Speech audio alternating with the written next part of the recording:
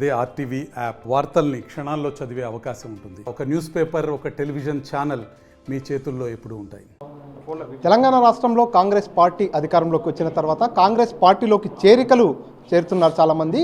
రీసెంట్గా మహబూబ్నగర్ జిల్లాకు చెందినటువంటి నాయకులు కూడా ఢిల్లీలో కాంగ్రెస్ పార్టీలో చేరారు. ఇవన్నీ కూడా పార్లమెంట్ ఎన్నికలు సమీపిస్తున్న నేపథ్యంలో జరుగుతున్నాయి. దీనిపై మాట్లాడదాం. మనతో పాటు మహబూబ్నగర్ డీసీసీ అధ్యక్షులు దేవరకద్ర ఎమ్మెల్యే మధుసూదన్ రెడ్డి ఉన్నారు.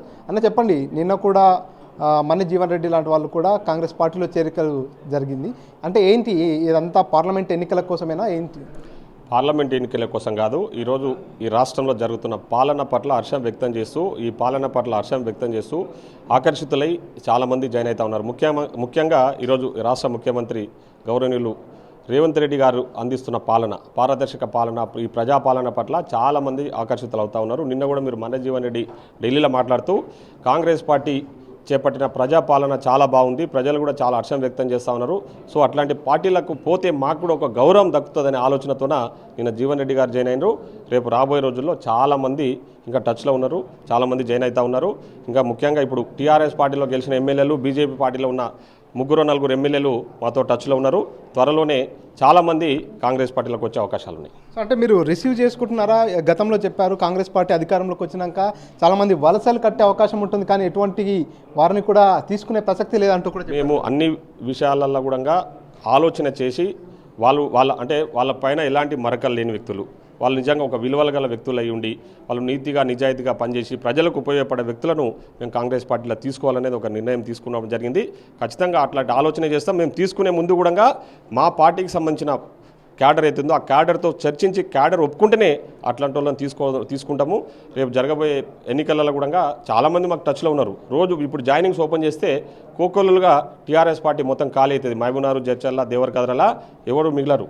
చాలామంది మాతో టచ్లో ఉన్నారు, కానీ మేము ఇప్పుడు కాదు అని సమయం పాటిస్తూ ఉన్నాం. సో మీరు జైనింగ్స్కు చాలామంది సిద్ధంగా ఉన్నారని చెప్తున్నారు, కానీ అటు బీఆర్ఎస్ పార్టీకి సంబంధించిన వారు కేవలం నెలల ప్రభుత్వమే ఎప్పుడు కూలిపోతుందో తెలియదంటూ బీఆర్ఎస్ పార్టీకి వారు కాకుండా ఆంధ్ర నాయకులు కూడా అంటున్నారు. ఏం చెప్తున్నారు? ఈరోజు ఏమంటారు చూడు, వాళ్ళకు ప్రజలు తరిమేసినారు ఈ రాష్ట్రం నుంచి. అంటే ఓడగొట్టి ఇంట్లో కూర్చోబెట్టారు. రాబోయే రోజులు రేపు ఎంపీ ఎలక్షన్ అయితే ఈ రాష్ట్రం నుంచి తరిమేస్తారు బీఆర్ఎస్ పార్టీని. అది అందరికీ తెలిసిన విషయమే. ప్రజలు వాళ్ళకి బుద్ధి చెప్పినా కూడా మేము ప్రజాస్వామ్యయుతంగా ప్రజల చేత ఎన్నుకోబడ్డ ప్రభుత్వం ఇది. మీలాగా ఎవరు దొరికితే వాడిని కొనుక్కొని మేము ప్రభుత్వాలను నడిపేయలే. గతంలో లాగా మేము ప్రజల చేత ఎన్నుకోబడ్డ 64 మంది ఎమ్మెల్యేలు, ఇంక్లూడింగ్ అవర్ ముఖ్యమంత్రి, అందరం కలిసి పూర్తి విశ్వాసంతో కాంగ్రెస్ పార్టీ పట్ల పూర్తి విశ్వాసంతో మా నాయకత్వం పట్ల విశ్వాసంతో పనిచేస్తూ ఉన్నాం. వాళ్ళు ఏం చేస్తూ ఉన్నారంటే ప్రజలను మైండ్ డైవర్ట్ చేయడానికి మాట్లాడే ప్రయత్నం చేస్తూ ఉన్నారు. ఈరోజు మేము చెప్తా ఉన్నాం, ఈ ప్రభుత్వం ముఖ్యంగా మా ముఖ్యమంత్రి గారు కానీ మా మంత్రులు కానీ మేము కానీ 10 ఏళ్ళు ఈ రాష్ట్రంలో అధికారంలో ఉండబోతా ఉన్నాం.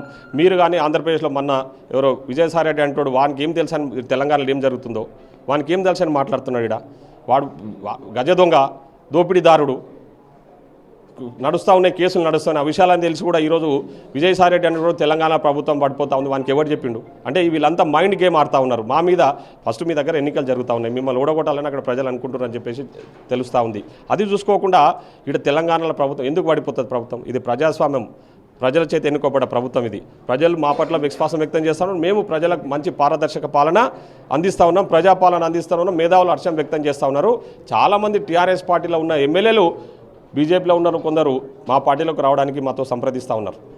సో పార్లమెంట్ ఎన్నికలు సమీపిస్తున్నాయి. మహబూబ్నగర్ స్థానం నుంచి, నాగర్ కర్నూలు స్థానం నుంచి కూడా పెద్ద ఎత్తున దరఖాస్తులు కూడా చేసుకున్నారు, కానీ ఇద్దరు పేర్లు మాత్రమే, అక్కడ నుంచి ఒక వ్యక్తి, ఇక్కడ నుంచి ఒక వ్యక్తి పేరు మాత్రమే బలంగా అనిపిస్తుంది. ఎవరికి టికెట్ వచ్చే అవకాశాలు ఎక్కువ? అది ఈ నిన్ననే పీసీసీ అంటే ఆధ్వర్యంలో, పీసీసీ అధ్యక్షుని ఆధ్వర్యంలో ఒక మీటింగ్ జరిగింది.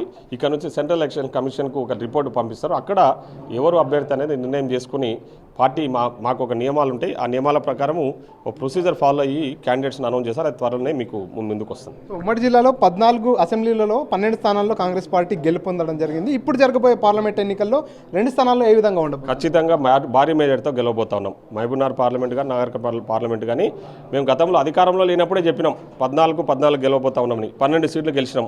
ముఖ్యంగా మహబూబ్నగర్ పార్లమెంట్లో 7 సీట్లు గెలిచినాం. మా ముఖ్యమంత్రి గారు ఈ పార్లమెంటుకు ఇన్ఛార్జిగా ఉన్నారు ఇప్పుడు.